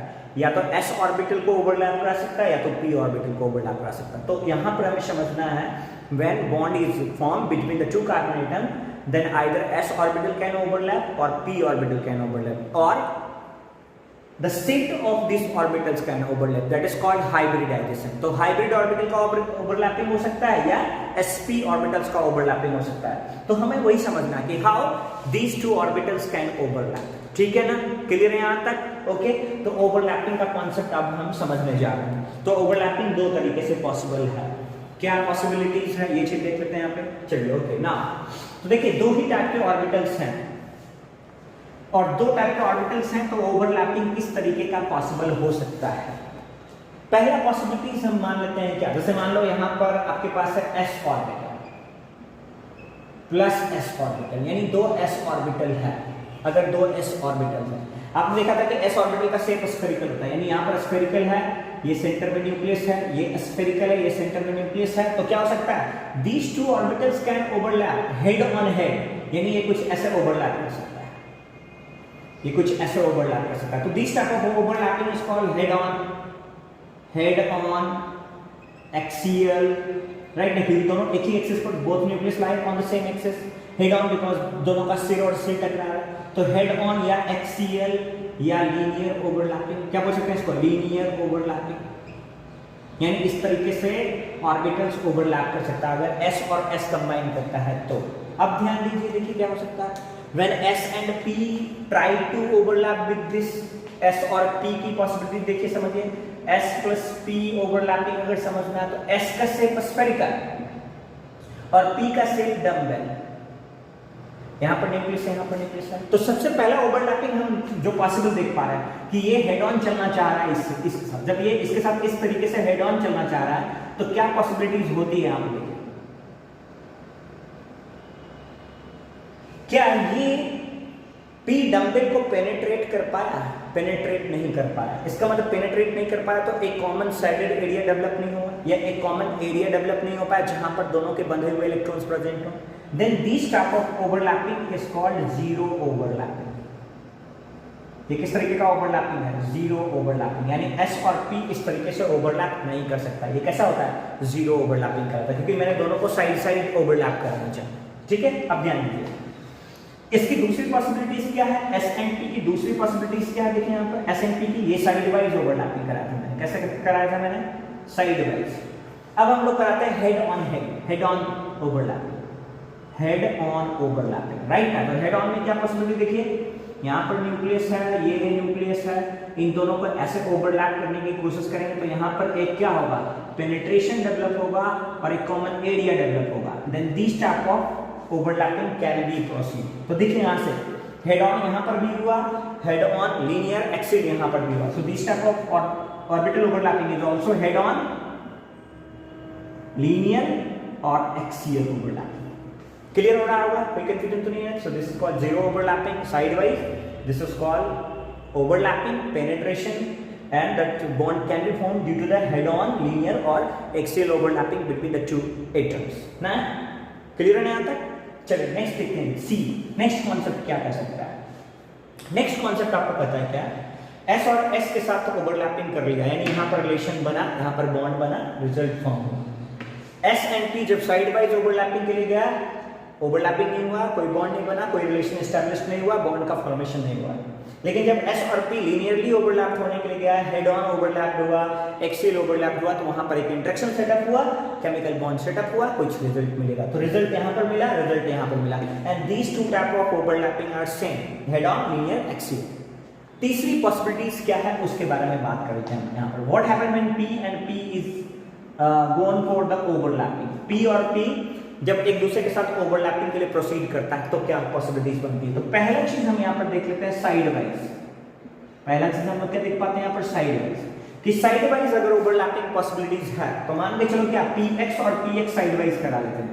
P में 3 orbitals होते हैं, P में कितने ऑर्बिटल्स होते हैं? 3, Px, Py और Pz। तो मान के चलते हैं कि Px Px, तो मान के चलो कि ये आपका Px है और ये दूसरे ऑर्बिटल का Px है। तो हम लोग क्या देख पाते हैं? यहाँ पर पेनिट्रेशन पॉसिबल है साइड वाइज Px Px में, राइट ना। So this is your Px, this is your Px, side wise overlapping possible हुआ। अगर हम Py ऑर्बिटल्स में देखते हैं, जैसे मान लो ये आपका Py है और ये आपका दूसरा Py है, so this is also Py side wise overlapping. अगर आपके पास Pz देखना है तो Pz भी देख लेते हैं। This is your Pz and this is all your PZ, sorry PZ 2Z axis, ऐसे बना सकते हैं आप अगर डायग्राम बनाने में प्रॉब्लम है तो, राइट ना। लाइक जैसे ये PZ ऑर्बिटल्स ओवरलैपिंग है, तो यहाँ पर PZ और PZ में कैसा पॉसिबिलिटीज है? Side wise. So we have seen that P orbitals can overlap side wise also, laterally also. Side wise कहने का मतलब क्या होता है? Lateral overlapping of 2 atomic orbitals.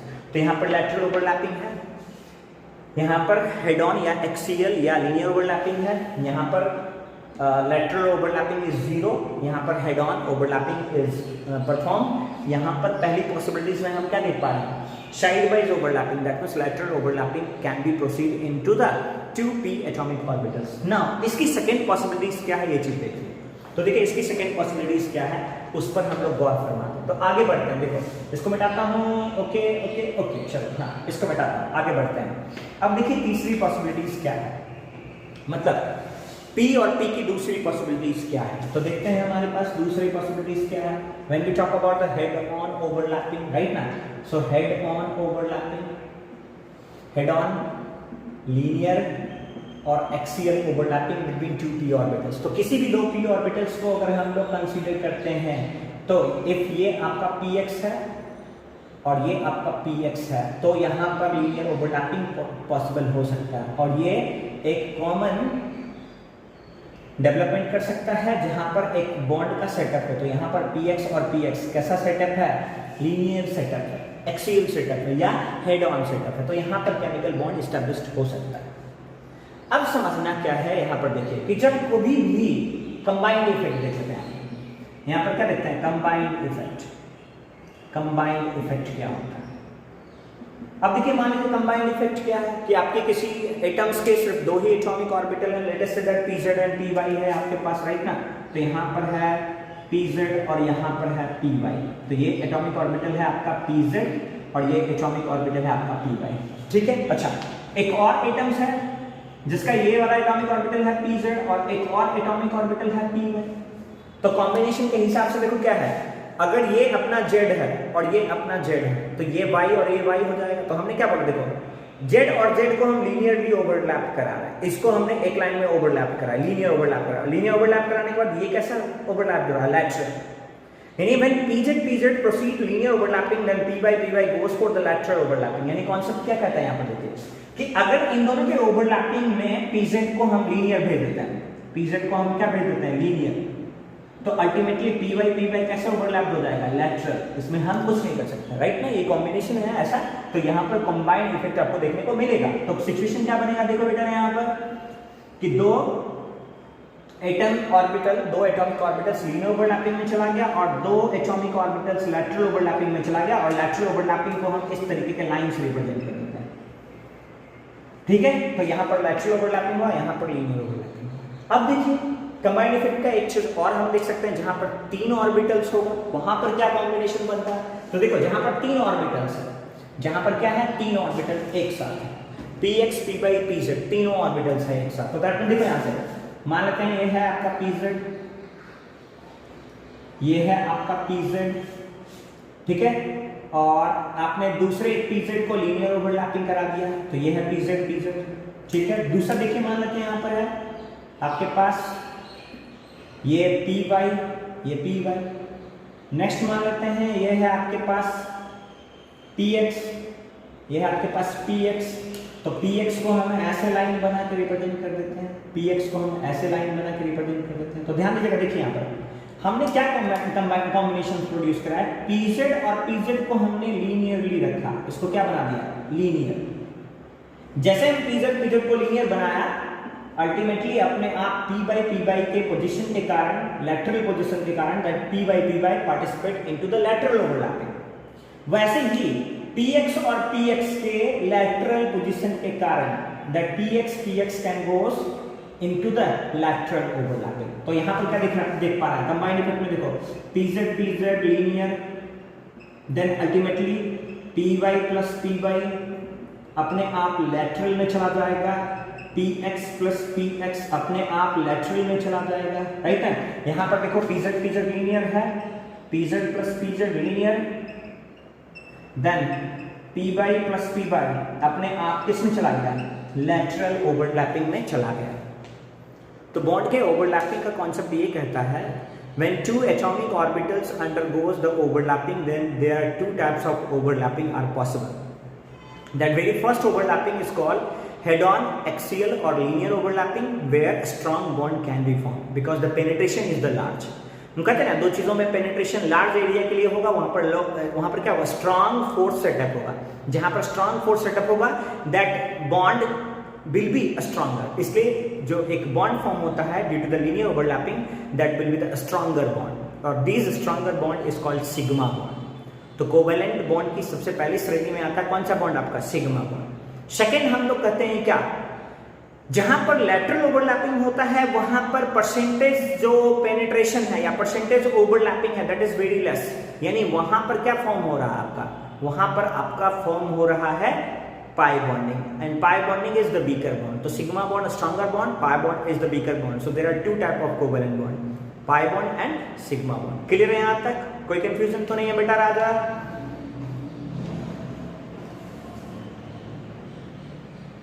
ठीक है, कोई कंफ्यूजन तो नहीं है?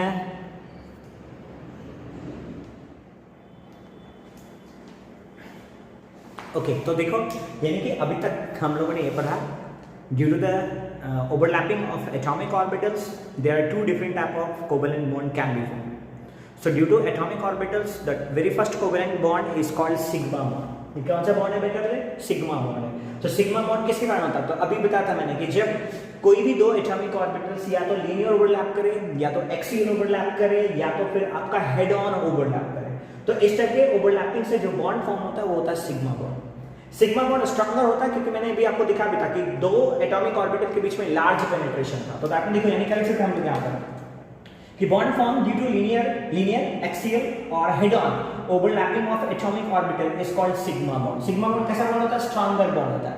तो this type of stronger bond can be form between S plus S linear overlapping, S plus P linear overlapping, P plus P linear overlapping. तो इस तरीके के लीनियर ओवरलैपिंग से सिग्मा बॉन्ड फॉर्म हो सकता है। तीन तरीके का सिग्मा बॉन्ड, S और S, S और P और P और P। आगे हम पढ़ेंगे कि इस टाइप के सिग्मा बॉन्ड की पोलैरिटी, सबसे ज्यादा इलेक्ट्रोनेगेटिव डिफरेंस यहाँ पर आपको देखने को मिल सकता है। हम एक एक करके पढ़ेंगे, ठीक है। नेक्स्ट देखिए यहाँ पर, अगर पाई बॉन्ड है तो पाई बॉन्ड कहने का मतलब क्या हो गया? Bond formed due to lateral और साइड वाइज। लैटरल के साथ एक वर्ड और जोड़ सकते हैं आप। लैटरल के साथ कौन सा वर्ड जोड़ सकते हैं आप? साइड वाइज, ठीक है। तो लैटरल और side wise overlapping of atomic orbital is called pi bond. और पाई बॉन्ड से जो बॉन्ड, मतलब पाई bond is a type of weaker bond. तो कोवेलेंट बॉन्ड दो तरीके से डिफाइन हो सकता है, सिग्मा और पाई।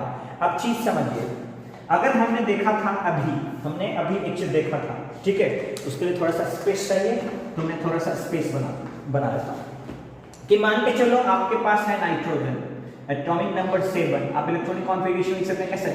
1s2 2s2 एंड 2p, यहां पर देखो 4 हो गया, 2p3। तो कितने वैलेंस इलेक्ट्रॉन है? 5 वैलेंस इलेक्ट्रॉन। कितने वैलेंस इलेक्ट्रॉन है बेटा? 5। 3 2 5। अब 5 अगर देखेंगे तो s पूरा है 3, p में 3 इलेक्ट्रॉन्स है, तो p में 3 ऑर्बिटल्स हैं, p में 3 ऑर्बिटल्स हैं, 1 2 और 3 इलेक्ट्रॉन्स हैं, px 2py और 2pz। यानी दो नाइट्रोजन एटम के pz ऑर्बिटल्स को, क्योंकि n plus n, nitrogen plus nitrogen, ये दोनों कंबाइन करके क्या बना सकता है? आपका n2 बना सकता है। अगर n और n n2 बना सकता है तो हम क्या कर सकते हैं? ऑर्बिटल्स ओवरलैप कराते हैं। कौन सा ऑर्बिटल है? px py pz, 3 different orbitals है। तो मैंने बोला ये पहला एटम है नाइट्रोजन का, ये दूसरा एटम है नाइट्रोजन का। हम क्या करते हैं? z को लीनियर ओवरलैप कराते हैं, z को लीनियर ओवरलैप कराते हैं, ठीक है। z को क्या कराते हैं बेटा? लीनियर ओवरलैप कराते हैं। दो z लीनियर ओवरलैप हो गया, pz pz linear, pz pz linear. अब इस pz के रेस्पेक्ट में 90 डिग्री पर px है और 90 डिग्री पर py है। तीन कोऑर्डिनेट है, 90 90 डिग्री पर, तीनों कोऑर्डिनेट पर यहाँ पर ऑर्बिटल है। तो अपना क्या है? pz pz कोऑर्डिनेट पर जो z ऑर्बिटल्स है, वैसे ही x कोऑर्डिनेट y कोऑर्डिनेट पर py, x कोऑर्डिनेट पर px। तो 90 डिग्री से मैंने रोटेट कर दिया। जब रोटेट कर दिया है तो क्या होगा? अगला जो होगा आपका वो ऐसा होगा, यहाँ पर ऐसा होगा। तो अल्टीमेटली जैसे ही pz को लीनियर ओवरलैप कराया, py लैटरल ओवरलैप होगा, लैटरल ओवरलैप होगा। तो py कैसा ओवरलैपिंग किया है? Lateral. Simply when we talk about the px, तो px भी कैसा ओवरलैपिंग होगा? लैटरल ओवरलैपिंग होगा। तो px भी कैसा ओवरलैपिंग होगा? px lateral. यानी यहां पर क्या हो रहा है? एक लीनियर ओवरलैपिंग, दो लैटरल ओवरलैपिंग। क्या मिला आपको? एक लीनियर ओवरलैपिंग, दो लैटरल ओवरलैपिंग। लीनियर ओवरलैपिंग से बना सिग्मा बॉन्ड, लैटरल ओवरलैपिंग से बना पाई बॉन्ड। यानी एक ट्रिपल बॉन्ड में एक सिग्मा दो पाई। समझ में आ रहा ना?